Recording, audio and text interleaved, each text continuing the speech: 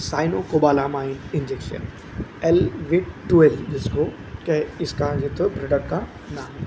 Abbott company ने इसको जो है तो मैन्युफैक्चर किया है।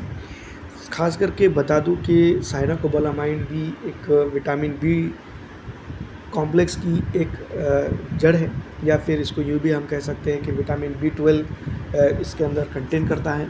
और जो है तो ख़ास करके ये वो डॉक्टर लोग इसको इस्तेमाल करते हैं जिन पेशेंट के अंदर विटामिन B12 की कमी होती है। उन लोगों के लिए ये एक बहुत ही कारगर और बेहतरीन प्रोडक्ट या बेहतरीन इंजेक्शन जिसको हम समझ सकते हैं। लेकिन दोस्तों इसकी बात करें तो ये 74 रुपये में, एबॉट कंपनी का है, माफ़ कीजिएगा, एबॉट हमने कह दिया, तो ये 74 रुपये में आपको आसानी से हर मेडिकल स्टोर के ऊपर मिल जाता है। इसके टाइप्स अलग अलग होती है, जो है तो मैं आपको बता दूं कि वाइल में भी मिलता है और एम्प्यूल के अंदर भी मिलता है। सेल्फ मेडिकेशन इसका बिल्कुल ना करें, डॉक्टर की सलाह अनुसार इसका इस्तेमाल किया जाता है। ख़ास करके जो है तो जहाँ पर भी विटामिन B12 की कमी होती है उसको इसमें जो है तो इसको इस्तेमाल करते हैं।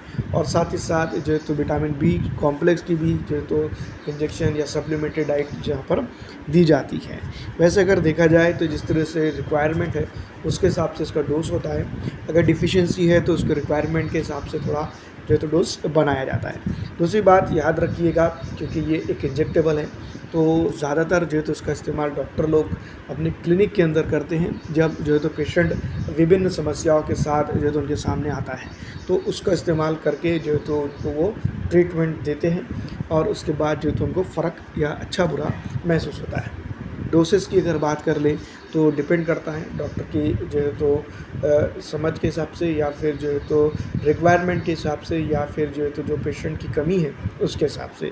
दूसरी बात, ओवरडोज अगर होता है तो इसके अंदर भी कई जो है तो साइड इफ़ेक्ट इसके हो सकते हैं, जैसा डिजीनेस हो सकता है, कन्वल्जन हो सकते हैं, डिलीरियम हो सकता है, चक्कर आना हो सकता है, उल्टी हो सकती है, रैशेस हो सकते हैं, या फिर एक्सपायरी के चलते जो है तो इसको दे देने के बाद काफ़ी घातक परिणाम इसके आ सकते हैं। तो याद रखें कि इसका इस्तेमाल डॉक्टर की सलाह अनुसार करें, और सेल्फ मेडिकेशन के लिए ना ही हम कभी भी प्रोत्साहित नहीं करते हैं, तो इसका सेल्फ मेडिकेशन बिल्कुल ना करें।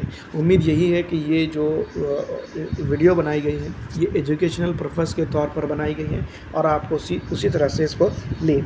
तो दोस्तों इसके अंदर जो विटामिन B12 की अगर बात करें तो ये एक वाटर सॉल्युबल विटामिन के तौर पर इसको देखा जाता है, यानी कि ये पानी में बहुत ही आसानी से घुल मिल जाता है। तो इसका इस्तेमाल जब डॉक्टर करते हैं तो ये तमाम तर चीज़ों को ध्यान में रखते हुए जो तो किया जाता है। याद रखें कि इस तरह का जो चीज़ें हैं या इस तरह के जो इंजेक्शन है तो डॉक्टर की सलाह अनुसार ही लिया करें। फिलहाल दोस्तों इस वीडियो में इतना ही। अगर आपको हमारी ये वीडियो अच्छी लगी है तो इसको लाइक कर दें और दूसरों तक के ज़्यादा से ज़्यादा शेयर कर दें, ताकि उनको भी इसकी अहमियत समझ में आ सके।